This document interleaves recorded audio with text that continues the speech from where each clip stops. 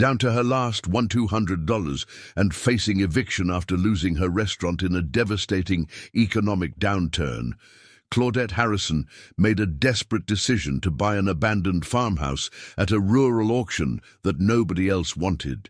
What she discovered hidden in the root cellar would not only change her life forever, but would uncover a Prohibition-era mystery that had been waiting nearly a century to be solved. Before we jump back in, tell us where you're tuning in from, and if this story touches you, make sure you're subscribed, because tomorrow I've saved something extra special for you. Claudette Harrison stared at her bank account balance on her phone screen, $1,287.42. Just 2 years ago, she had been a successful chef with a thriving farm-to-table restaurant, a charming rental cottage, and enough savings to feel secure. Now at 39, she was living out of her station wagon, showering at a local gym, and counting every dollar. The economic recession had hit everyone hard, but Claudette had been particularly devastated. She had expanded her restaurant just before the downturn, taking on significant debt to renovate and upgrade the space. When tourists stopped coming to the coastal town of Millhaven and locals cut back on dining out, the restaurant quickly became unsustainable. Within 8 months, she had lost her business, depleted her savings, and finally surrendered her rental cottage. Her business partner and boyfriend Mike had left shortly after, taking what little remained of their shared kitchen equipment to start a food truck venture in another state. "You're too stubborn, Claudette," he had said on his way out. "You need to learn when to give up." But stubbornness was all Claudette had left. She refused to call her estranged parents or her more successful sister in Chicago. She was determined to fix this herself, to find her own way back. As she sat in her car outside the county courthouse, nursing a cup of coffee that had gone cold, hours ago, she noticed a flyer for an upcoming property auction. Most of the listings were for foreclosed homes, with starting bids well beyond her means. But one caught her eye. An abandoned farmhouse with 5 acres of overgrown land, 40 miles outside the city. The minimum bid was listed as $200. Claudette had grown up in a farming community before escaping to culinary school as soon as she could. She had sworn never to return to that life, to the endless work and modest returns. But now, with her options dwindling and another winter approaching, even a rundown farmhouse seemed better than sleeping in her car. The next day, Claudette arrived at the auction early. The property photos showed a weathered 2-story farmhouse with peeling white paint, a sagging porch, and an overgrown yard. The listing mentioned no running water, outdated electrical wiring, and potential structural issues. Not surprisingly, when the auctioneer called for bids, the room remained silent. $1,200, Claudette called out, her voice echoing in the quiet room. A few heads turned in surprise, but no competing bids followed. "Going once, going twice. Sold to the lady in the back," the auctioneer announced, seeming relieved to have moved the property at all. As Claudette signed the paperwork and handed over nearly every dollar she had left, the county clerk looked at her with a mixture of pity and confusion. "You know, Miss Harrison, there's a reason no one wanted that place," she said quietly. "The old Wilson farm has been abandoned for nearly 30 years. The last owner, Martha Wilson, was, well, let's just say she wasn't well liked around here. Some folks say that place has bad energy." Claudette forced a smile. "I don't believe in bad energy, ma'am, just opportunities." But as she drove the 40 miles to her new property, doubt began to creep in. What had she done? She knew nothing about home repair or farming. She had just spent her last dollars on a property that might be beyond saving. When she finally turned onto the long gravel driveway, the reality of her purchase hit her full force. The farmhouse stood on a small hill, silhouetted against the setting sun, looking even more desolate than in the photos. The roof sagged in places, the porch steps were rotting, and the fields that stretched out behind the house were overrun with weeds and small saplings. "What have I gotten myself into?" she whispered, as she parked her car and stepped out into her new life. Armed with nothing but a flashlight and what little courage she had left, Claudette pushed open the front door. It creaked loudly, the sound echoing through the empty house. Inside, the air was stale and thick with dust. Cobwebs hung from the ceiling, and the wooden floorboards groaned beneath her feet. The wallpaper, once probably cheerful and bright, now hung in tattered strips, revealing the plaster beneath. In what must have been the living room, a moth-eaten sofa and a broken rocking chair remained, as if the previous owners had left in a hurry. The kitchen was in no better shape, with rusted appliances from at least 40 years ago and cabinets hanging. Off their hinges, Claudette shone her flashlight upstairs, where a narrow staircase led to what she assumed were the bedrooms. She was too exhausted to explore further that night. Instead, she returned to her car, grabbed a sleeping bag, and made a makeshift bed on the dusty living room floor. It wasn't comfortable, but it beat sleeping in her car for another night. As she lay there in the darkness, listening to the strange noises of the old house settling, Claudette wondered if she had made the biggest mistake of her life. She had been desperate, yes, but had she been desperate enough to throw away her last chance at starting over? Morning came with a shaft of sunlight through the broken living room window, illuminating the dust particles dancing in the air. Claudette woke stiff and sore, but with a renewed determination. She had made her choice, and now she had to make it work. Little did she know that what awaited her in the days ahead would transform her desperate gamble into an extraordinary discovery, one that had been patiently waiting beneath her feet for nearly a century, hidden away during America's Prohibition-Era by someone who never returned to claim it. Claudette spent the day taking inventory of the property. The farmhouse, while dilapidated, had good bones. The roof needed work, but wasn't beyond repair. The plumbing was ancient, but mostly intact. The electrical system would need to be completely redone, but that could wait. There was a well on the property that, once cleaned out, could provide water. The old barn, though sagging in places, could still serve its purpose. The fields were overgrown but not ruined. With work, a lot of work, this place could be productive again. By evening, Claudette had cleared enough debris from the kitchen to make it somewhat functional and had swept one of the bedrooms clean enough to move her sleeping bag upstairs. She had also discovered a generator in the barn that, miraculously, still worked with a bit of tinkering. It wasn't much, but it was progress. As night fell again, Claudette sat on the porch steps watching the sunset over her land. Her land, despite everything. There was something satisfying about that thought. For the first time in months, she felt a glimmer of hope. She pulled a small notebook from her pocket and began writing by the fading light. Cooking had always been her passion, but she never had time to write down her original recipes during the hectic restaurant years. Now, with nothing but time on her hands, she could document the culinary creations that had once earned her regional acclaim. Perhaps someday, she thought, she might grow ingredients right here on this land. The next few days fell into a pattern. Claudette would wake at dawn, work on clearing debris and making minor repairs until midday, then drive into the nearest town, Millbrook, to look for odd jobs. She found occasional work helping at a local diner or covering shifts at the grocery store. Nothing permanent, but enough to buy essentials and put a few dollars aside.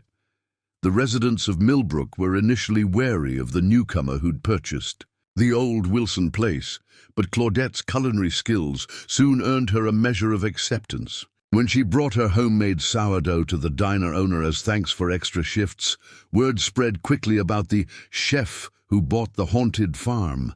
"You know, nobody's lived there since old Martha Wilson died back in '92, said Betty, a regular at the diner who had appointed herself Claudette's unofficial guide to local history. She was a strange one, kept to herself. Rumors were her family had money once, during Prohibition times, but Martha lived like a pauper. Preparing and narrating this story took us a lot of time. So if you are enjoying it, subscribe to our channel. It means a lot to us. Now back to the story. Was she the original owner? Claudette asked, curious about the farm's history. Oh, heavens no. The farm belonged to her uncle, Porter Wilson. Made his money selling farm equipment during the 1920s, if you catch my meaning. Betty winked conspiratorially. Everyone knew he was running liquor up from the coast, but nobody could prove it. He disappeared in 1929, just vanished. His car was found abandoned near the state line. Some say he crossed the wrong people. Others think he took his fortune and started a new life somewhere else. Claudette's interest was piqued, but she had more immediate concerns than local legends. The farmhouse's roof had begun leaking during a recent rain, and she needed to patch it before the next storm. One evening, about 2 weeks after moving in, Claudette was searching the barn for more roofing materials when she discovered an old metal lockbox tucked behind some rotting hay bales. The box was rusted but intact, secured with a padlock that had nearly corroded through. With the help of a crowbar, she managed to break the lock. Inside, she found a collection of yellowed papers, property deeds, receipts, and what appeared to be coded ledger entries. There were also several faded photographs showing a stern-looking man standing beside a 1920s automobile. On the back of one photo was written, Porter Wilson, 1926. More intriguing were the hand-drawn maps of the property marking structures that no longer existed and what appeared to be delivery routes to coastal cities. One map showed the farmhouse, with a dotted line leading from the kitchen to a spot behind the barn, labeled simply storage. Claudette brought her findings back to the house, spreading them across the kitchen table she'd recently salvaged from a thrift store. The documents painted a picture of a man deeply involved in what must have been bootlegging operations during Prohibition.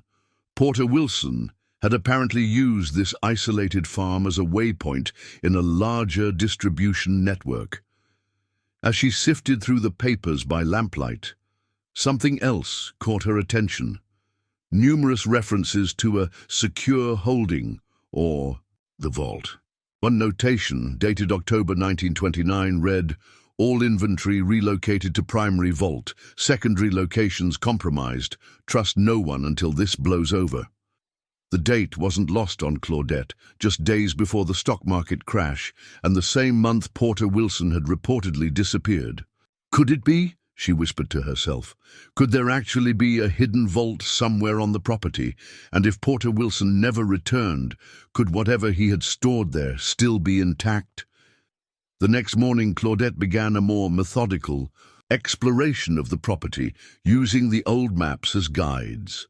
The outbuildings marked on Porter's maps were mostly gone, reduced to foundations overgrown with weeds. The delivery routes were now public roads or had been reclaimed by forest, but the dotted line from the kitchen leading to storage behind the barn remained a mystery.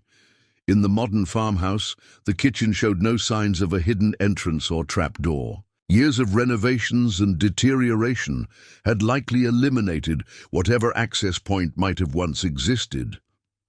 Claudette turned her attention to the barn and the area behind it. According to the map, the storage should be located about 50 yards behind the northeast corner of the barn. Today, that area was covered with tall grass and small trees that had taken root over the decades. As the sun began to set, casting long shadows across the overgrown fields, Claudette stood at the approximate location, feeling slightly foolish. She was chasing prohibition ghosts instead of focusing on making the farm habitable. Yet something about Porter Wilson's story and sudden disappearance had captured her imagination. She was about to head back to the house when her foot struck something solid beneath the grass. Kneeling down, she cleared away some vegetation to reveal what appeared to be a concrete slab, roughly 3 feet square. Unlike the crumbling foundations of the other outbuildings, this concrete appeared intentionally hidden, level with the ground, and designed to blend in. Heart beating faster, Claudette cleared more grass and dirt from around the edges. As she worked, she felt a slight depression in the center of the slab, what might once have been a handle or ring, now almost completely worn away. Using her crowbar, she tried to leverage the concrete upward, but it wouldn't budge. As darkness fell, Claudette reluctantly returned to the farmhouse.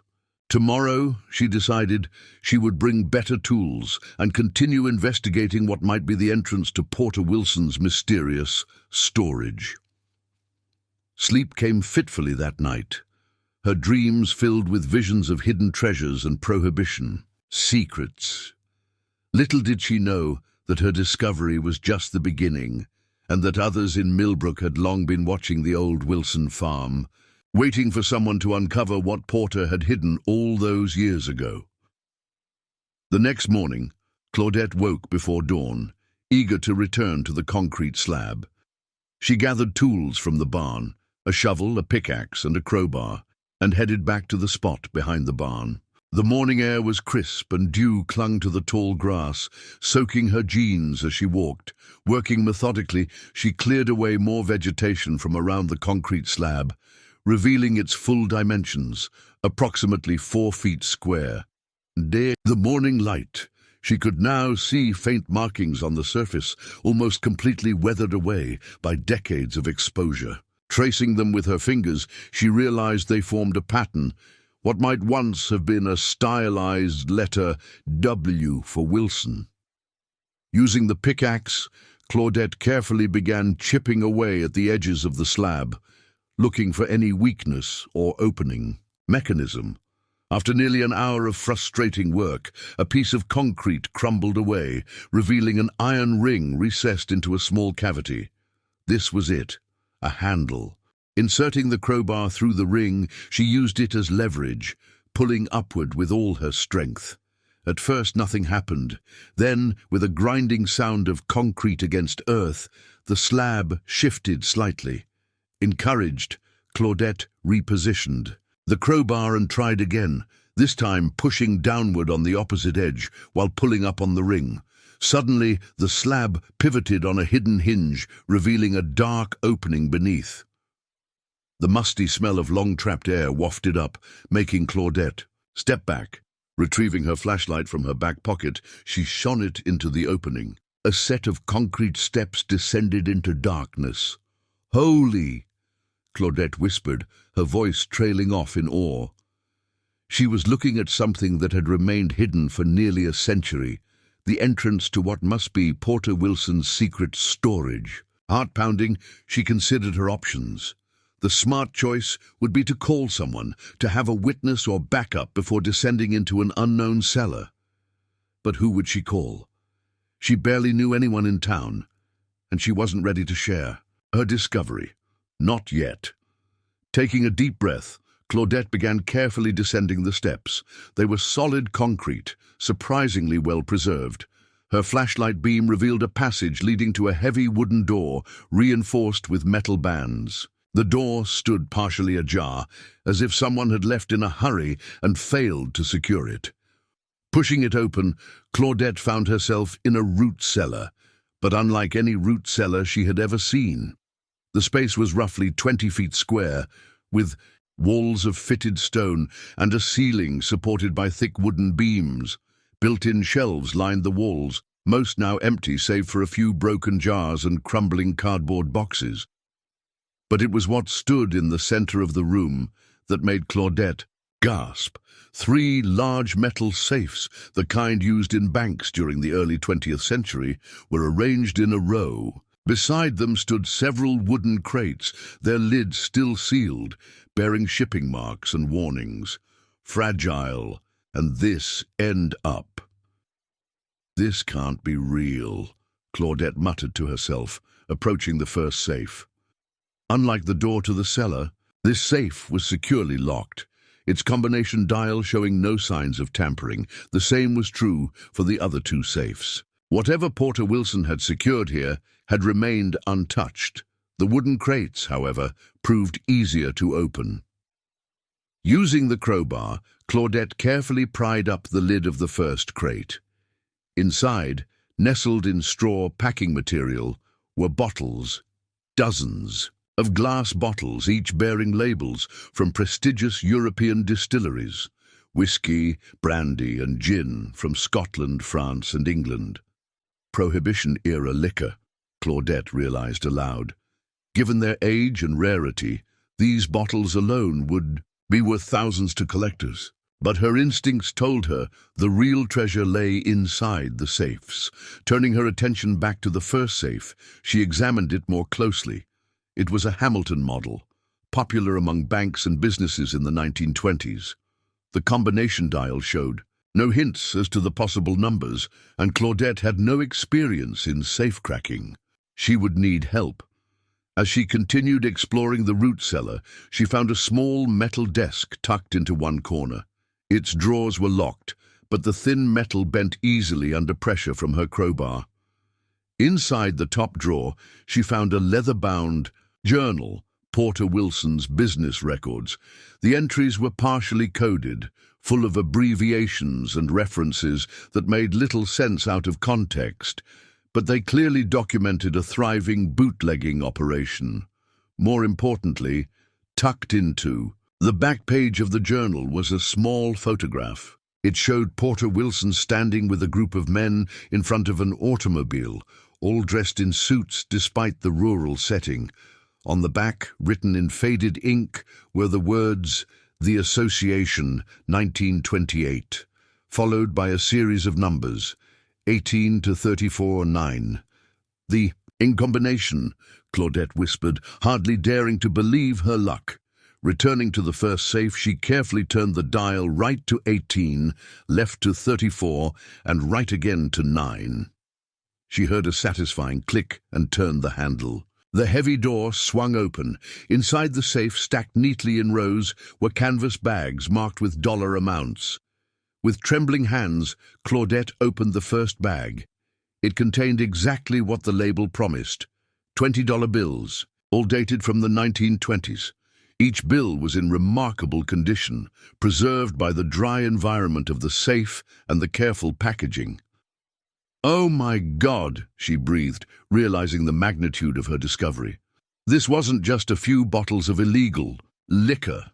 This was Porter Wilson's entire fortune, hidden away before his disappearance and untouched for nearly a century. Quickly, she tried the combination on the second safe. It opened as well, revealing more canvas bags, these containing gold coins, double eagles and other denominations that had been called in during the Gold Reserve Act of 1934. Had Porter anticipated this government action when he sealed his wealth away? The third safe contained something different: leather portfolios holding property deeds, stock certificates, and bond notes from companies long defunct or transformed through mergers and acquisitions. There were also personal items: a pocket, watch cufflinks, and a small box containing what appeared to be family jewelry. Claudette sat back on her heels, overwhelmed by what she had found. The monetary value alone was staggering. The vintage bills, gold coins, and collectible liquor represented a fortune, even before considering the potential value of the stock certificates and property deeds, some of which might still be valid. But with this discovery came questions and potential danger. If Porter Wilson had disappeared under mysterious circumstances shortly after hiding his wealth, others might have been looking for it. The association mentioned in the photograph suggested connections to organized crime during Prohibition. And who actually owned this treasure now? After nearly a century, did it belong to Wilson's heirs, the current property owner herself, or would the government claim it? As these thoughts raced through her mind, Claudette became aware of something else: the sound of a vehicle coming up the long driveway to the farmhouse. Visitors were rare out here. Hastily, she closed the safes, gathered the journal, and made her way back up the concrete steps. Carefully, she lowered the slab back into place, concealing the entrance once more. Whoever was visiting, Claudette wasn't ready to share her discovery, not until she understood exactly what she had found and what it meant for her future. As she hurried back toward the farmhouse, She glimpsed a black SUV parked in front of the porch. A man in a suit stood beside it, surveying the property with evident interest. The mystery of Porter Wilson's disappearance and his hidden fortune was only beginning to unfold. Claudette quickly wiped the dirt from her hands and smoothed her hair back as she approached the farmhouse. The man in the suit turned at the sound of her footsteps. He was tall, in his early 50s perhaps, with silver-streaked dark hair and an expensive watch glinting in the morning sun. His presence felt oddly formal against the backdrop of the dilapidated farm. "Ms. Harrison," he called, offering a practiced smile. "I hope I'm not intruding." "Depends on what you're here for," Claudette replied cautiously, stopping a few yards away. "Can I help you?" "Jackson Whitaker," he said, extending his hand. "I represent Meridian Development Group. We've been interested in properties in this area for some time." Claudette shook his hand briefly, noting his firm grip and manicured nails. "I just bought this place 2 weeks ago, not looking to sell." Jackson's smile didn't waver. "Of course. That's not why I'm here, at least not directly." He glanced around at the overgrown fields. "Our company is developing a historical tourism initiative focused on Prohibition-Era sites in the region. This property, the old Wilson Farm, has significant historical interest." A chill ran down Claudette's spine. The timing was too coincidental. "Historical interest?" she echoed, keeping her expression neutral. "It's just an old farm." Jackson chuckled. "Your property records might not show it, but this farm was quite notorious during Prohibition.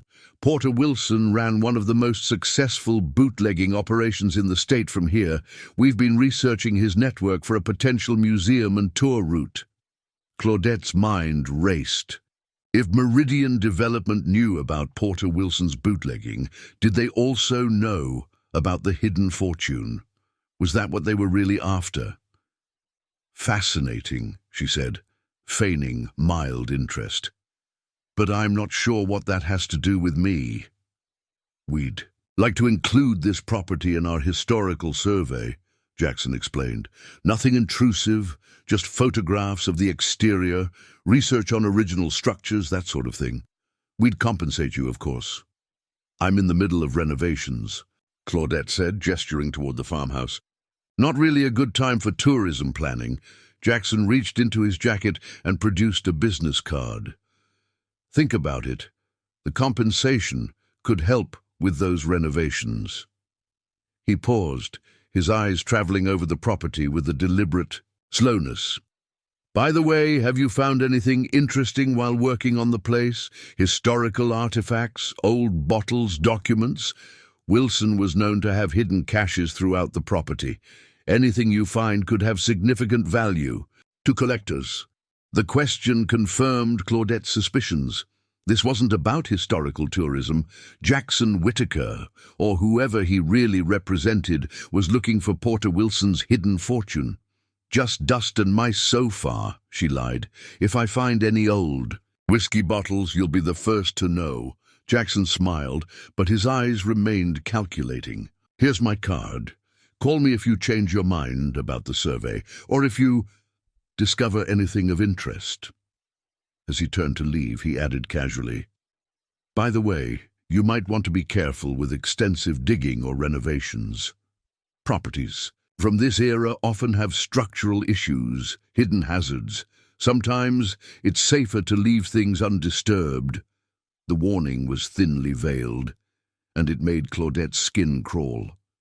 She watched as Jackson drove away, his SUV kicking up dust along the gravel driveway. Once he was gone, Claudette hurried into the farmhouse and locked the door behind her, a futile gesture given the broken windows and general disrepair, but it made her feel marginally safer.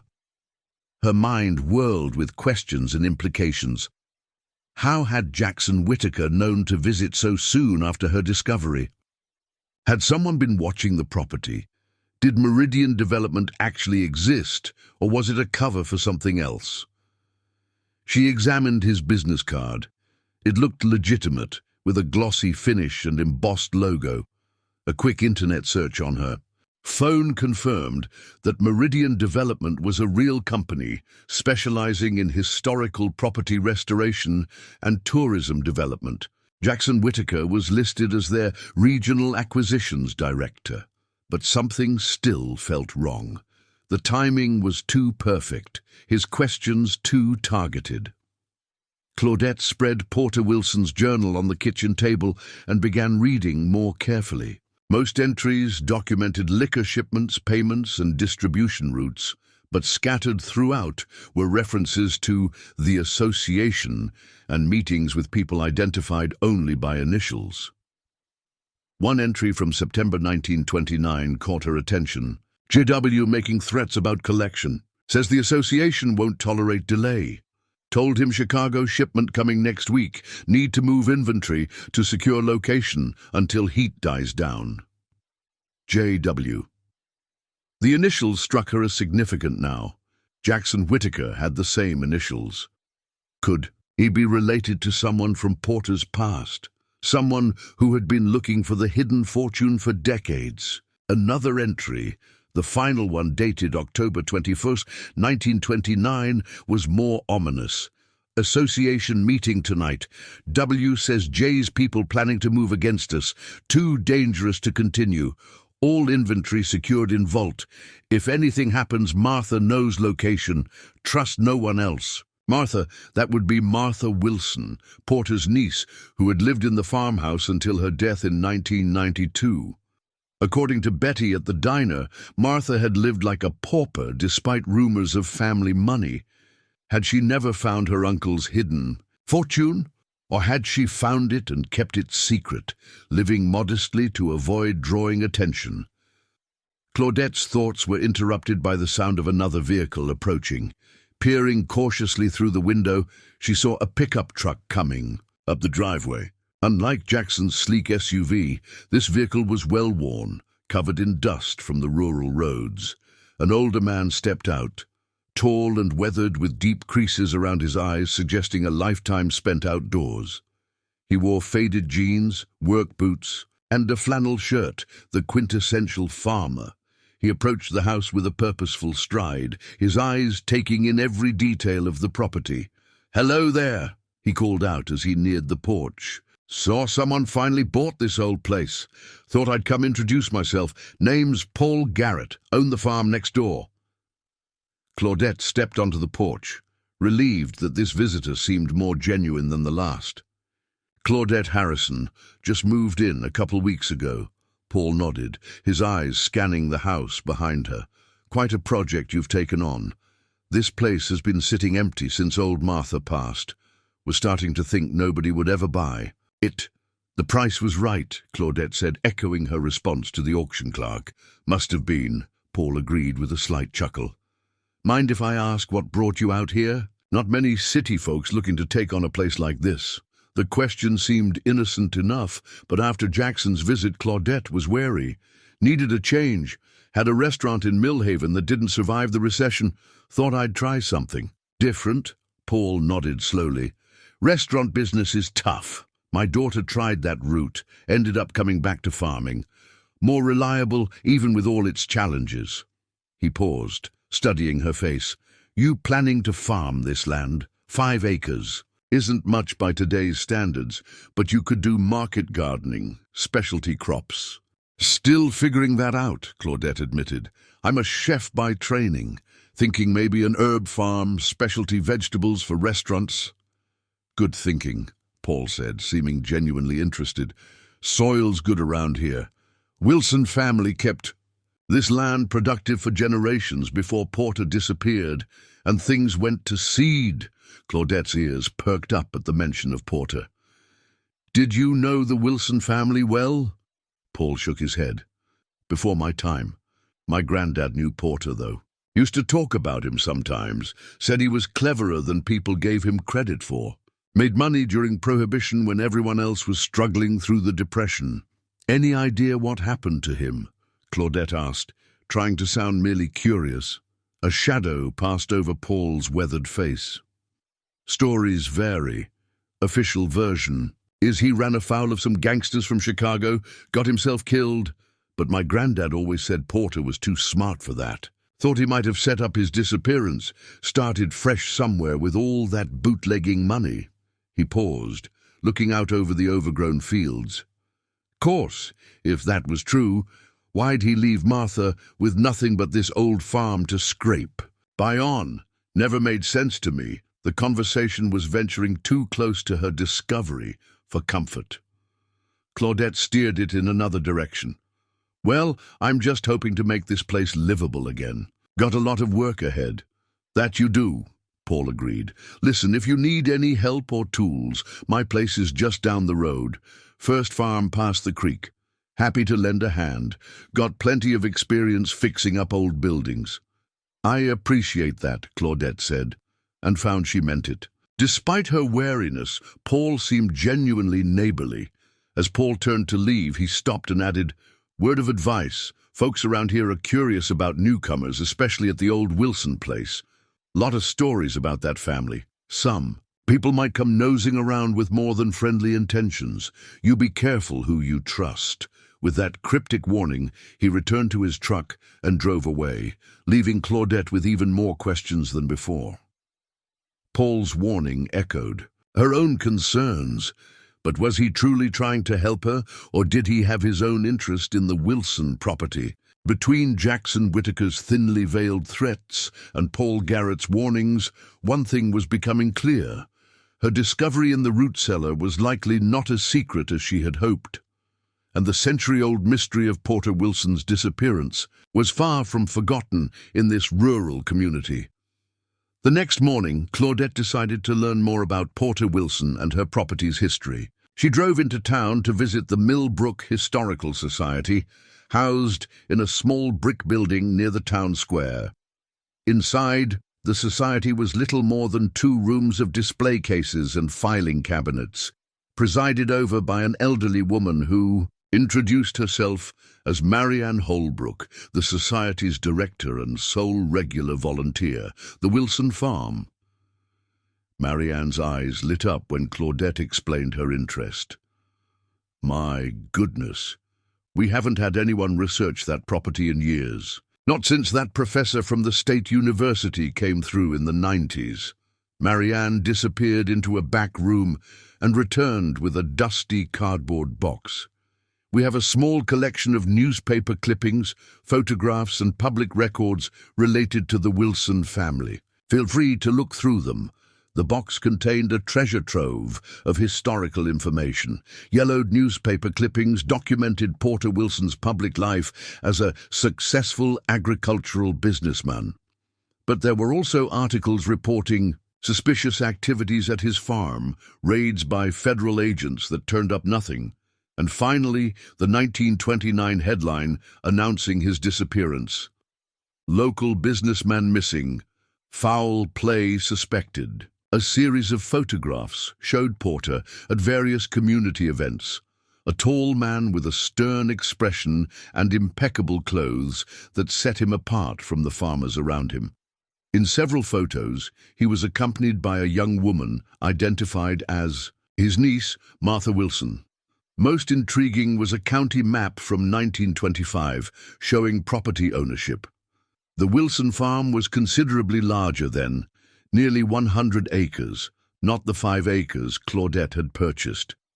What happened to the rest of the Wilson property? Claudette asked. "Sold off piecemeal after Porter disappeared," Marianne explained. "Martha kept the farmhouse and a few acres, but she had to sell the rest to pay debts. The federal government seized some parcels too, claimed unpaid taxes." "And what about Porter's business associates? This association that's mentioned in some articles?" Marianne lowered her voice slightly. "The association wasn't exactly public knowledge. It was a group of local businessmen and farmers who worked with Porter during Prohibition. Some say it was just a bootlegging ring, but others believe they had political connections, law enforcement on their payroll." "Do any of these families still live in the area?" "Oh yes," Marianne nodded. "The Whittakers, for one. Jackson Whittaker's grandfather was rumored to be Porter's main connection to Chicago distributors. The Whitakers did very well after Prohibition. The Garretts were never part of the association, though. Paul's grandfather actually had run-ins with them. He was a straight arrow, reported suspicious activities to the authorities. And what about Martha Wilson, Porter's niece who lived in the farmhouse until the 90s? Poor Martha. She was just a teenager when Porter disappeared.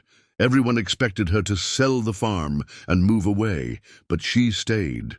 Before she died, Martha came here with a donation for our archives, her uncle's personal Bible. Said it belonged with the historical record. Marianne showed her the Bible in a glass display case. It was well worn, with handwritten entries on the family pages. Porter's birth was recorded in 1885, with disappeared Octu 29, 1929, written beside it, just days after the stock market crash. But what caught Claudette's attention were the small notations in the margins of certain Bible passages, numbers and letters that appeared to be some kind of code. They reminded her of the entries in Porter's journal. After making copies of several newspaper articles and photographs, Claudette visited the county courthouse to check property records.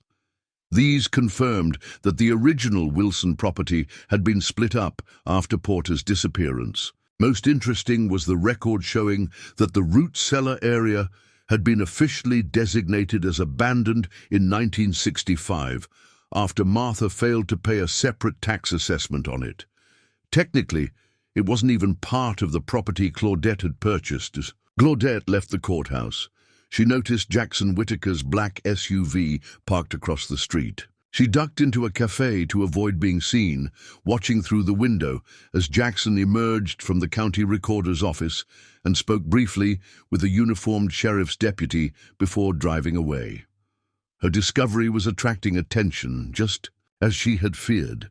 That evening, back at the farmhouse, Claudette spread her findings across the kitchen table: Porter's journal, the photocopies from the Historical Society, her notes from the county records, and a detailed sketch she'd made of the coded notations from the Wilson family Bible. She was convinced the Bible codes were significant. They appeared primarily in passages about hiding treasures, storing wealth, and preparing for troubled times. One notation beside Matthew 6:19, "Do not store up for yourselves treasures on earth, where moth and rust destroy," read V1D3S7, which resembled the storage notation system in Porter's journal. Working late into the night, Claudette began to see connections. The journal entries about association meetings often corresponded with dates when certain Bible passages were marked. Porter Wilson hadn't just been a successful bootlegger. He had been the architect of an entire underground economy. More concerning were the entries from September and October 1929, just before Porter's disappearance. They referenced increasing tensions within the association, particularly with someone identified only as J.W. Sr., likely Jackson Whitaker's grandfather. Porter had written about threats, demands for larger shares of profits, and suspicions that certain members were cooperating with federal authorities. The final journal entry, dated October 28, 1929, one day before Porter disappeared and the day before the stock market crashed, was particularly cryptic. Market collapse imminent. J.W. Sr. knows about primary vault, but not secondary. All documentation relocated. If I don't return activation protocol in Bible, Martha knows trigger date. Around midnight, Claudette noticed something she had overlooked. Several of the Bible code notations included the letters RH, followed by dates, July 4th dates, specifically across different years. The most recent was RH 7/4/2020. Next month, July 4th, 2020 was less than 4 weeks away. Return home? Claudette murmured, puzzling over the possible meaning of RH. Was this Porter's trigger date? Some event scheduled to occur nearly a century after his disappearance. Her speculation was interrupted by the sound of breaking glass from the front of the house. Claudette froze, straining to listen. Another crash, followed by the distinct creak of the front door opening. Someone was breaking in. Quickly, she gathered the journal and her notes, shoving them into a canvas bag. She turned off the kitchen light and moved silently toward the back door, grateful that she hadn't fixed the squeaky hinges yet. As she eased the door open, she heard footsteps in the front room, multiple sets, moving with purpose. Male voices murmured instructions to each other. Check upstairs. Has to be here somewhere. Whitaker wants everything. Heart pounding, Claudette slipped outside into the darkness. The moon was nearly full, providing enough light to see, but also making her more visible if anyone looked her way. She crept along the side of the house, keeping close to the peeling clapboards. Her car was parked in front, clearly visible to the intruders. She couldn't risk trying to reach it. Instead, she moved toward the barn, planning to hide there until they left.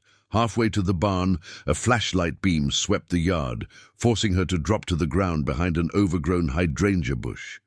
From her hiding place, she could see 3 men moving through her house, their flashlights visible through the windows as they searched from room to room. When the search party moved upstairs, Claudette made her decision. The barn wasn't safe enough. They would likely search it next. She needed to get completely off the property. Paul Garrett's farm was her best option. Keeping low, she circled wide around the house and headed across the overgrown fields toward the creek that marked the boundary between her land and the neighboring Garrett farm. The going was difficult in the dark, the uneven ground and waist-high weeds threatening to trip her with every step. Behind her, she heard shouts from the house. They had discovered she wasn't there. The flashlight beams began to sweep the yard and outbuildings. Claudette moved faster, no longer worried about stealth. She reached the creek and waded into the cold water. The current was stronger than it looked, pulling at her legs as the water rose to her waist at the deepest point. Halfway across, her foot slipped on a mossy rock, and she nearly fell, managing to catch herself, but soaking her upper body in the process. By the time she reached the far bank, she was drenched and shivering. Looking back, she could see flashlight beams moving across her fields, coming in her direction. They had figured out she had fled. Claudette didn't wait to see more. She ran across Garrett's cultivated fields, the orderly rows of corn making passage easier than her own overgrown land. In the distance, she could see lights from Paul's farmhouse. Safety, she hoped. Dawn broke over Paul Garrett's farm with a gentle haze, the humid summer air creating a dreamlike quality across the fields. Claudette, who had slept fitfully on, the cot in the equipment shed, awoke to the smell of coffee and the sound of quiet conversation. Paul stood near the door, speaking in hushed tones with a younger woman. She was tall and athletic, with short auburn hair and the same weather-worn complexion as Paul, clearly his daughter. "Morning," Claudette said, sitting up and brushing hair from her face. Paul turned, offering a mug of coffee. "Claudette, this is my daughter Eliza. She needs to hear what's going on." Eliza Garrett had the direct gaze of someone who preferred honesty to comfort. "Dad called me last night.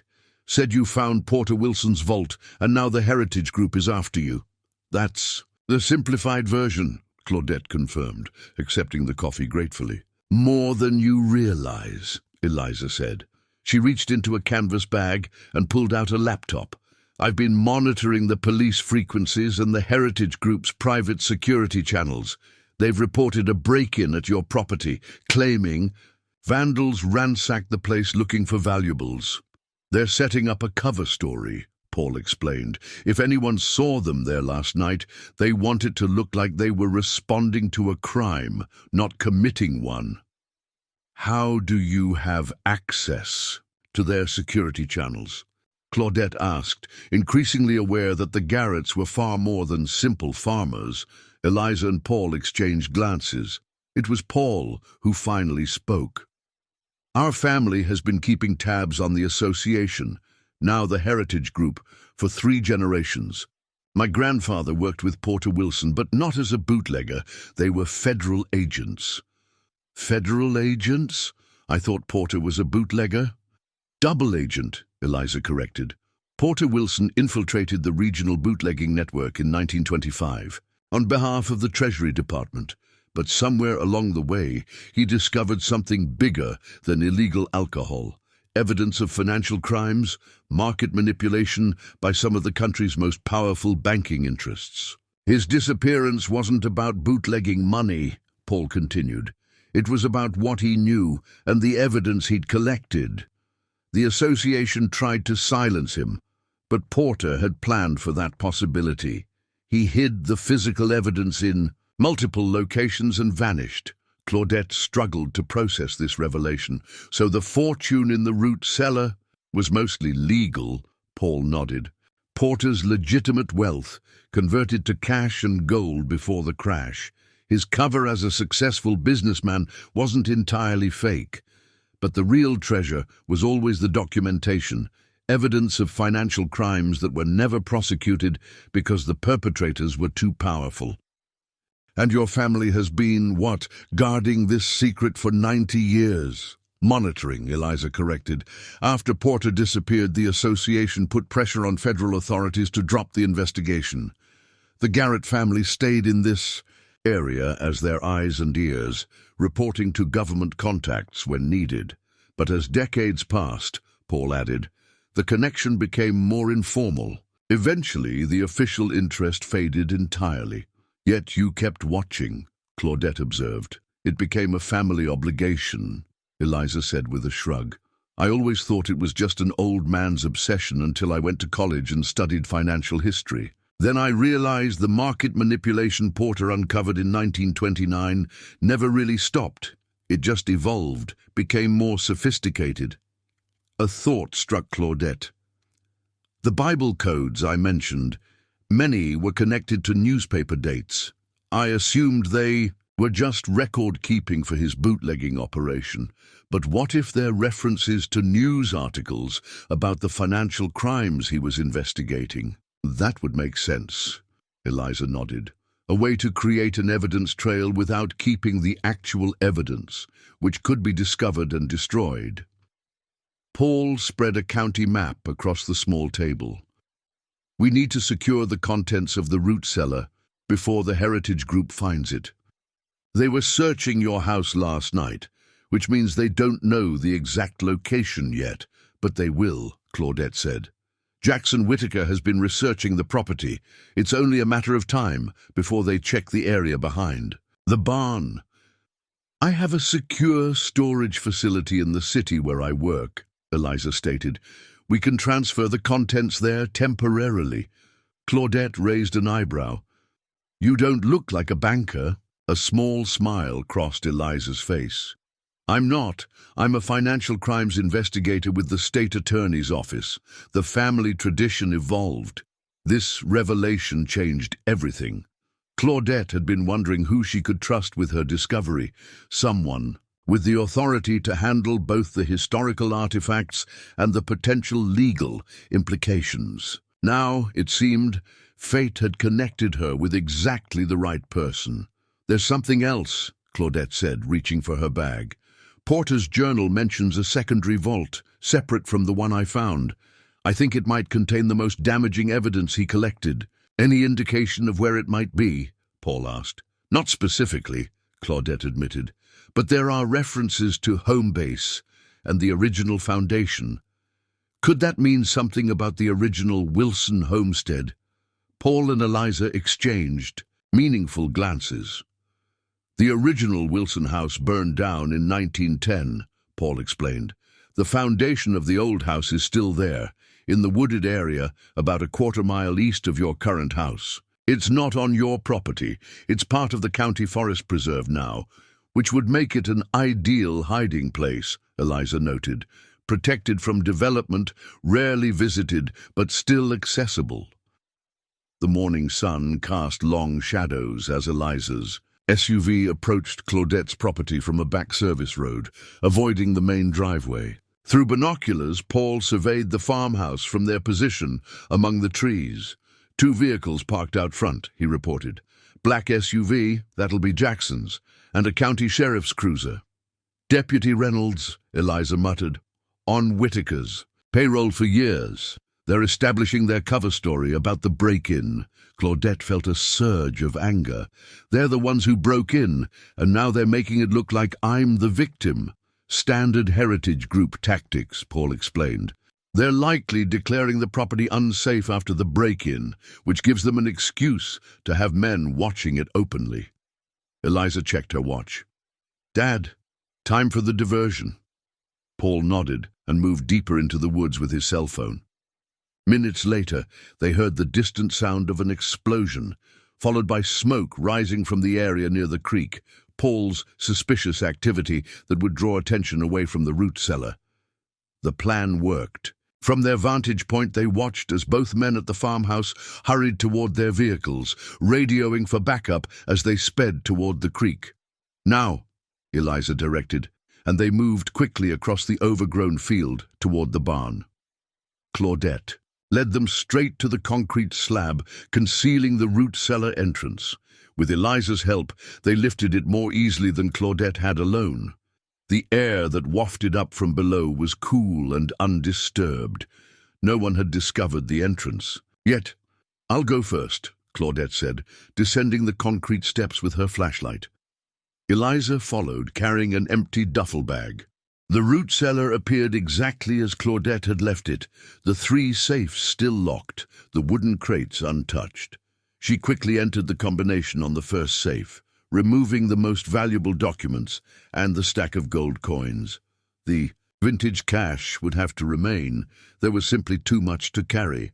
"Focus on the documents," Eliza advised, examining the papers with a professional eye. "The money is valuable, but Porter's evidence is priceless."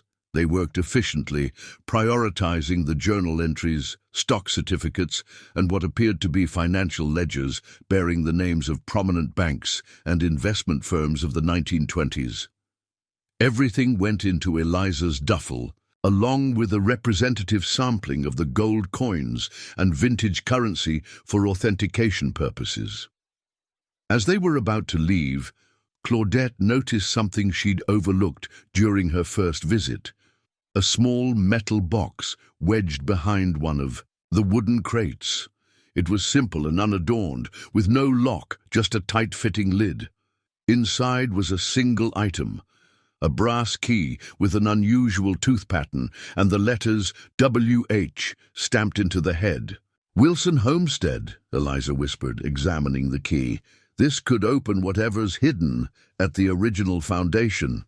The sound of vehicles returning made them hurry back up the steps.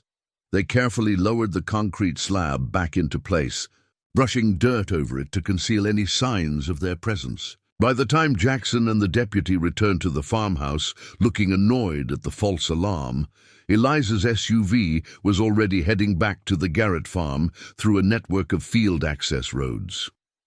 "That was too close," Claudette breathed as they regrouped at Paul's equipment shed. "They're watching the property even more closely than we thought. But we got what we needed," Eliza said, carefully organizing the documents they'd retrieved. "These records confirm everything. Porter was tracking massive market manipulation before the 1929 crash. These banking houses," she pointed to several, "names on the ledgers, were deliberately destabilizing the market while quietly securing their own positions." Paul examined the brass key with interest. "This is definitely for the old Wilson homestead. The original house had distinctive locks with this tooth pattern." He handed the key back to Claudette. "The foundation is in the county forest now. Like I mentioned, we can reach it through the back of my property without being seen from the road." Claudette studied the key, feeling its weight, both physical and metaphorical. "You think this opens Porter's secondary vault, the one even the association didn't know about?" "It must," Eliza said, "and given how carefully he hid it, separated from the main vault with different access, it probably contains the most damaging evidence he collected." "Or instructions for the return home event," Paul added. "We've got less than a month until July 4th. Whatever Porter set in motion 90 years ago is approaching its conclusion." As Eliza continued examining the documents, her expression grew increasingly serious. These names, they're not just historical figures. The banks and firms implicated here evolved into institutions that still exist today. Several are direct predecessors to companies in the Heritage Group's portfolio. So this isn't just about historical wrongdoing, Claudette realized. It's about ongoing power structures built on that original corruption. Exactly, Eliza nodded. Which is why the Heritage Group is so determined to find and control Porter's evidence. This could threaten not just their historical legacy, but their contemporary legitimacy and wealth. The brass key felt suddenly heavier in Claudette's hand. What had begun as a desperate purchase of an abandoned farmhouse had led her to evidence that could potentially shake financial power structures dating back nearly a century. We need to find the secondary vault, she decided. Today, before they realize what we're doing. As the afternoon sun began its westward descent, Paul led them along a narrow trail through the woods that bordered his property. The path was overgrown, clearly seldom used, winding through dense underbrush and beneath ancient oak trees that had witnessed generations of the region's history. The old Wilson homestead is just ahead, Paul said, pushing aside a low-hanging branch. What's left of it anyway? The original Wilson homestead was little more than a stone foundation now, nearly swallowed by the forest that had reclaimed the land. Wild grapevines twisted through the remnants of what must have once been a substantial house, and saplings grew where rooms had stood decades earlier.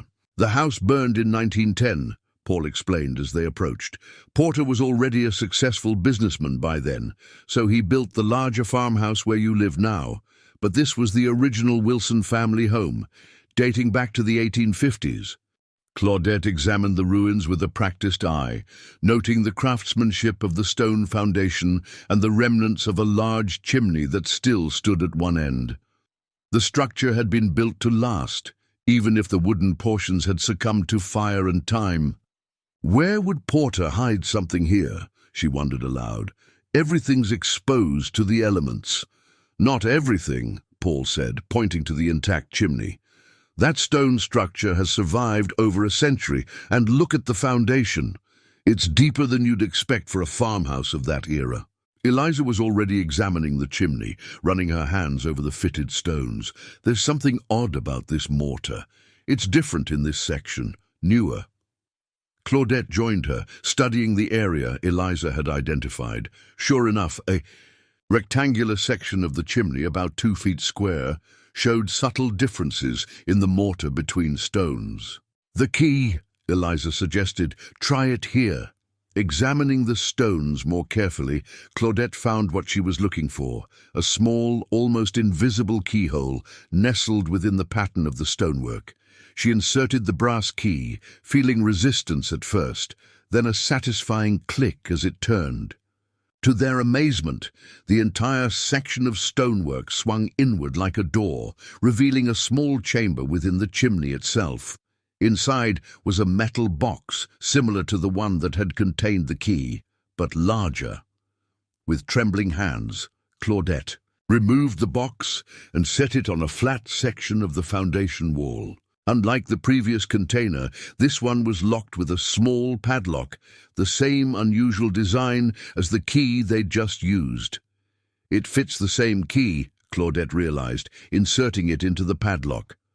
The lock opened smoothly, despite its age. Inside the box were several items: a leather portfolio containing documents, a small journal, different from the one they'd found in the root cellar, and most surprisingly, an envelope addressed simply, "To the finder, July 4th, 2020.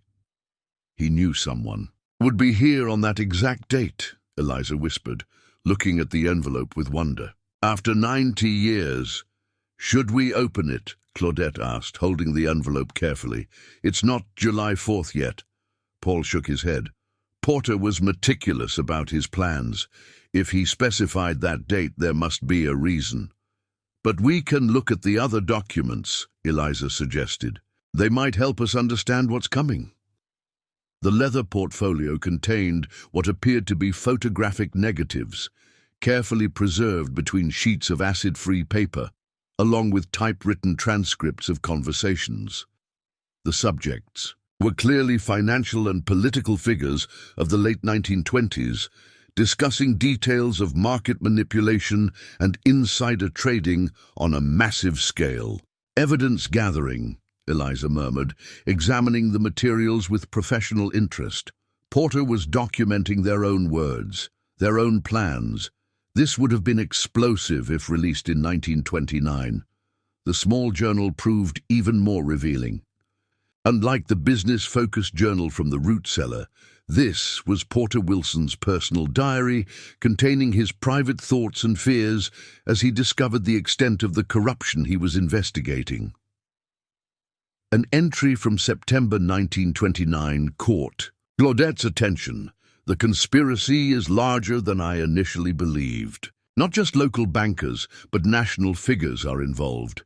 J.W. Sr. admitted today that certain powerful interests in New York and Washington have orchestrated the coming crash to consolidate holdings at fire sale prices afterward.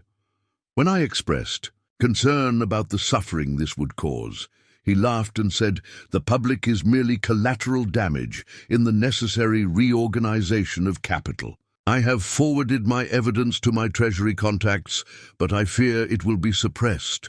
Too many officials are compromised. The association members believe I am fully one of them, but my position grows more precarious. If they discover my true purpose, my life will be forfeit. I have initiated the long-term contingency plan. Martha understands her role. The evidence is secured in multiple locations and the triggering mechanism is set. Even if I do not survive to see justice done, time itself will be my ally. The truth can be delayed, but not denied forever." "He knew they were going to try to kill him," Claudette said softly. "He was preparing for his own disappearance." "And creating a time-delayed revelation," Eliza added. "Something that would come to light regardless of what happened to him personally." Paul had been examining the envelope addressed to the finder. "There's something else written here, in very faint pencil." He pointed to barely visible words on the back of the envelope. "Bible code confirms identity." The Wilson family Bible, Claudette realized. The codes weren't just references to evidence, they were part of an authentication system, a way to verify that whoever found this vault was the right person. Eliza checked her watch. "The Historical Society closes in an hour. We need to see that Bible again." As they carefully repacked the documents, leaving the sealed envelope in the box for now, the gravity of their discovery settled over them. Porter. Wilson had engineered a 90-year plan to expose corruption that had shaped the nation's financial history, corruption that continued to influence power structures into the present day. "The Heritage Group will stop at nothing to prevent this from coming to light," Paul warned, as they made their way back through the woods. "Once they realize what Porter was planning, a timed revelation of evidence against their founding members, they'll destroy anything and anyone connected to it, which includes all of us now," Claudette noted grimly. "And specifically you," Eliza added. "You're the legal owner of the farm where the primary evidence was found. In their eyes, that makes you Porter's successor, the most dangerous person in this entire scenario." As they emerged from the woods onto Garrett property, the distant sound of vehicles on the main road reminded them of the world beyond this isolated historical mystery, a world where powerful interests protected themselves with resources, connections, and, when necessary, force. "We need to move quickly," Claudette decided. "The Historical Society first, then we need to secure these documents somewhere safe. And then," Paul said, "we need to figure out exactly what Porter Wilson planned for." July 4th, before the Heritage Group does. The afternoon was waning, shadows lengthening across the landscape as they hurried toward Eliza's SUV. Time, which had seemed their ally in uncovering a 90-year-old mystery, was now their enemy, as the countdown to Porter's return home continued. Millbrooks. Historical Society was housed in the former town library, a modest brick building with white columns that gave it an air of importance beyond its size. As Claudette and Eliza approached, Paul had stayed behind to secure the documents they'd already recovered. They noticed a familiar black SUV parked across the street. "Jackson Whittaker," Claudette whispered, instinctively slowing her pace. Eliza nodded, maintaining her composure. "Keep walking. Act normal. My official ID should prevent any immediate problems." Inside, they found Marianne Holbrook in conversation with Jackson himself. The elderly historian looked uncomfortable as Jackson leaned over the reception desk, his voice low but insistent. "Need to see all records related to the Wilson property. It's a matter of historical preservation," he was saying. Marianne looked up with evident relief as Claudette and Eliza entered. "Oh, Ms. Harrison, welcome back. And Eliza Garrett," Eliza supplied smoothly, flashing her state attorney's office credentials. "We're here for a follow-up on some historical research Ms. Harrison was doing earlier." Jackson straightened, his practiced smile failing to mask his surprise. "Ms. Harrison, I stopped by your property earlier today. Terrible business, that break-in. Fortunately, Deputy Reynolds and I were able to secure the scene." "How thoughtful," Claudette replied, meeting his gaze steadily. "Though I don't recall calling the sheriff's office." "A concerned neighbor reported suspicious activity," Jackson said smoothly. "As a prominent local businessman with an interest in historical properties, I naturally offered my assistance." Eliza stepped forward. "Mr. Whittaker, isn't it? From Meridian Development. I believe our office has some ongoing inquiries regarding certain historical property acquisitions by your company." Jackson's smile tightened. "Nothing improper, I assure you. All perfectly standard business practices." "Of course," Eliza replied, her tone making it clear she thought otherwise. "If you'll excuse us, we have some time-sensitive research to complete." For a moment, tension crackled in the air. Then Jackson nodded, his expression carefully neutral. "Another time, perhaps. Ms. Holbrook, we'll continue our discussion later."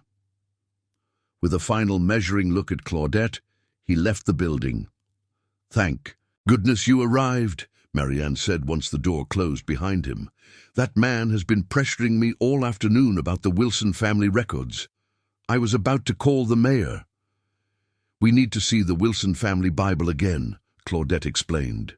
"It's urgent." Marianne led them to the display case, retrieving the Bible with careful hands. Mr. Whittaker was particularly interested in this as well. Asked if there were any unusual markings or notes. "Did you show it to him?" Eliza asked sharply. "Certainly. Not without proper authorization," Marianne huffed. "These are delicate historical artifacts, not tourist souvenirs." With the Bible open before them, Claudette and Eliza focused on the coded notations, particularly those near passages about hidden treasures and truth revealed. The code, RH74-2020, appeared several times, but now they noticed something they'd missed before, a sequence of Bible verses marked with asterisks. "These are references," Claudette realized, quickly turning to the indicated chapters and verses. Each one contains a word or phrase that's subtly underlined. Working together, they compiled the underlined words from each verse. The message emerged: when truth returns home, the fisher stands at crossroads of justice and mercy, proof in cornerstone where it all began. "The fisher," Eliza murmured. "Is that a person? A location?" Claudette's mind raced. "The town square. It has a statue of Judge Fisher, the county's first circuit judge. It stands at the intersection of Justice Avenue and Mercy Street." "The cornerstone," Marianne interjected, suddenly animated. "The courthouse cornerstone was laid by Judge Fisher in 1870, exactly 150 years ago this July 4th. The pieces clicked together. Porter Wilson had created an elaborate system spanning generations and multiple locations. The date, the location, the evidence, all carefully orchestrated to come together at a specific moment. "We need to examine that cornerstone," Eliza said urgently.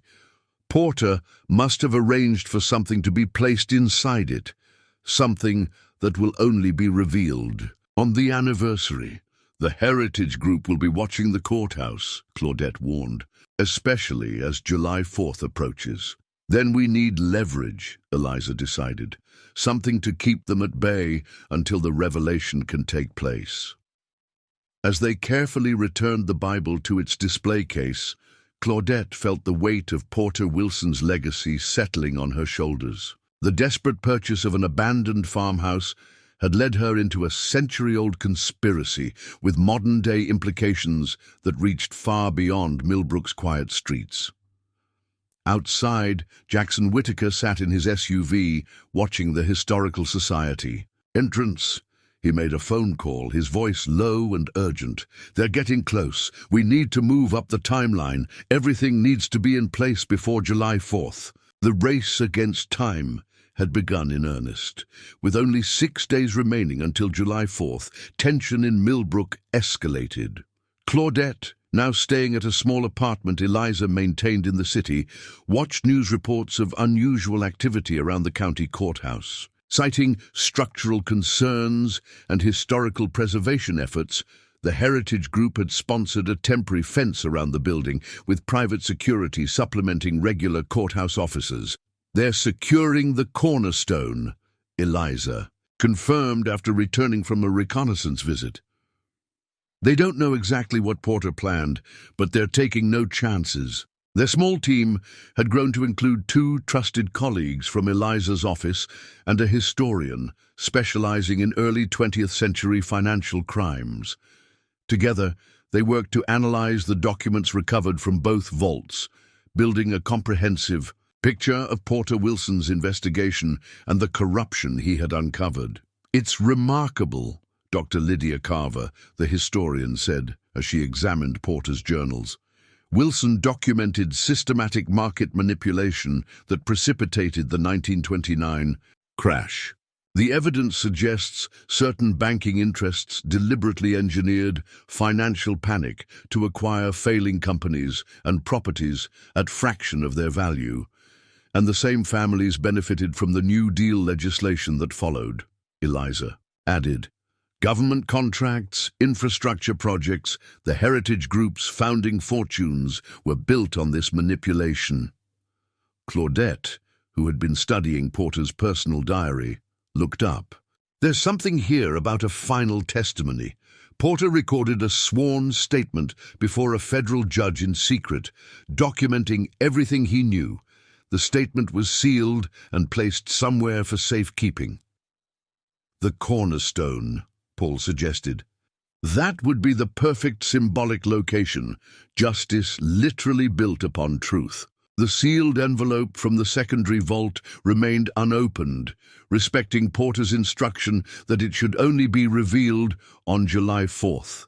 But its presence weighed on them all, a final piece of the puzzle they couldn't yet examine. Meanwhile, the Heritage Group's countermeasures intensified. Jackson Whittaker held a press conference announcing Meridian Development's plans to create a historical preservation district, encompassing both the courthouse and several surrounding properties, including Claudette's farm. This proposed designation would effectively give them control over any excavation or renovation in the area, Eliza explained grimly. "They're trying to create legal barriers to accessing the cornerstone." More concerning were the unmarked vehicles that occasionally appeared near Eliza's apartment building, and the strange technical difficulties affecting their secure communications. "They're pulling out all the stops," Paul observed, "which confirms we're on the right track." The breakthrough came 3 days before July 4th. While reviewing county construction records, Dr. Carver discovered something significant about the courthouse cornerstone. According to these records, the cornerstone was temporarily removed in 1970 during renovation work, exactly 100 years after its original placement. The contractor noted finding a sealed metal container inside, which was documented, then returned to the cornerstone with an additional container added alongside it. "That's it," Claudette exclaimed. Porter arranged for something to be placed in the cornerstone during the 1970 renovation, a second phase of his plan leading to the final revelation in 2020. But who would have handled this in 1970, Eliza wondered. Porter himself would have. Been long gone. Paul's expression shifted as memory surfaced. My father. He mentioned once that Grandpa had him carry out a family obligation at the courthouse when he was young. It never made sense until now. The picture was becoming clearer. Porter Wilson had created a multi-generational plan with trusted allies, ensuring each phase was executed on schedule. Now the final phase was approaching, the return home that would reveal the full extent of the conspiracy he had uncovered. But the Heritage Group was equally determined to prevent that revelation. Jackson Whittaker had filed emergency injunctions against any tampering with the courthouse for historical preservation reasons. Private security patrolled the courthouse square around the clock, and increasingly brazen surveillance of their team suggested the Heritage Group was preparing more direct intervention. We need to go public with what we already have, Eliza proposed. Release enough evidence to create interest, but hold back the most damaging material until July 4th. That could force them to react defensively rather than offensively, Dr. Carver. Agreed. Claudette nodded slowly, thinking of the desperate purchase that had started her on this journey. Once again, she was taking a risk with everything she had. But this time, the stakes extended far beyond her personal situation. Porter Wilson spent decades setting this in motion, she said firmly. We owe it to him to see it through. Let's prepare the release for tomorrow morning. That night, as a summer storm rolled across Millbrook, casting dramatic lightning shadows over the courthouse square, the descendants of the association met in the Heritage Group's private boardroom. At the head of the table, Jackson Whittaker delivered the news they had feared for generations. Wilson's evidence survived, and we have less than 72 hours to stop it from becoming public. The morning of July 3rd dawned, with unexpected developments spreading across Millbrook and beyond. Major news outlets picked up the story after Eliza's office issued a carefully crafted press release revealing select portions of Porter Wilson's evidence. Prohibition-Era whistleblowers' evidence discovered, read the headline in the state newspaper. Financial crimes investigator uncovers 90-year-old documentation suggesting market manipulation preceded 1929 crash. The story included photographs of Porter Wilson, sanitized excerpts from his journals, and references to the impending July 4th revelation at the courthouse cornerstone. Within hours, national financial news networks had picked up the story, and reporters began arriving in Millbrook. They've completely changed the dynamic, Eliza said with satisfaction as they watched satellite trucks setting up in the courthouse square. The Heritage Group can't just shut this down quietly anymore. There are too many witnesses. Jackson Whittaker's response came swiftly. At an emergency press conference, he dismissed the documents as obvious forgeries and questioned the motives of outside agitators attempting to smear respected local families for sensationalist purposes. But his usual confident demeanor had slipped, revealing the tension beneath.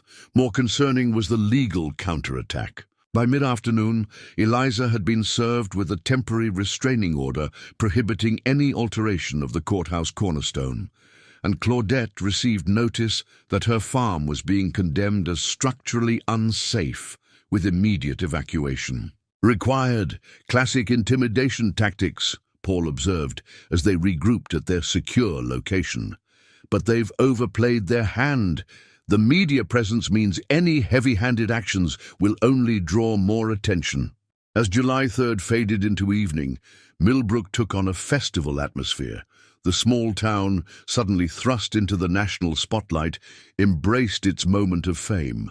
Locals set up impromptu food stands for the gathered reporters and curious visitors. Tour guides offered Prohibition history walks, highlighting Porter Wilson's property and other speakeasy-era locations. For the heritage group, this public spectacle was their worst nightmare. Generations of carefully maintained secrecy were unraveling before their eyes. Emergency meetings continued late into the night as they sought some way to prevent the cornerstone opening scheduled for noon on July 4th. In a final, desperate move, Jackson Whittaker approached Claudette directly, finding her at a small cafe where she was reviewing their plans for the next day. "Ms. Harrison," he said, sliding into the chair opposite her without invitation, "I think we've gotten off on the wrong foot." Claudette regarded him coolly. "That's one way to describe your breaking into my house and trying to steal historical artifacts." Jackson smiled thinly. "Business matters often appear unpleasant from the outside, but I'm here to offer you a genuine opportunity." He slid a document across the table. "Meridian Development is prepared to purchase your farm for $5 million. Cash, immediate transfer, no questions asked." Claudette glanced at the offer, without touching it. "And in return, you leave town tonight. Take your evidence with you. A simple misunderstanding, easily resolved." And Porter Wilson's final revelation. Jackson's expression hardened. "Some history is better left in the past, Miss Harrison. $5 million would give you a fresh start anywhere you want. Think of it as a fortunate return on your investment." Claudette thought about her desperate purchase of the abandoned farmhouse, how she had spent her last savings, hoping merely for shelter. The money Jackson offered would solve all her financial problems instantly. But she also thought about Porter Wilson's meticulous planning across generations, his determination that the truth would eventually come to light. About Martha Wilson, living frugally for decades, protecting a secret she knew would eventually be revealed, about the Garrett family maintaining their vigil through the years. "Mr. Whittaker," she said, rising from her chair, "some things aren't for sale." As she walked away, leaving the untouched offer on the table, Claudette knew that the next day would bring the culmination of a journey 90 years in the making. July the 4th, 2020, Porter Wilson's long-awaited return home was just hours away. Up next, you've got two more standout stories right on your screen. If this one hit the mark, you won't want to pass these up. Just click and check them out. And don't forget to subscribe and turn on the notification bell so you don't miss any upload from us.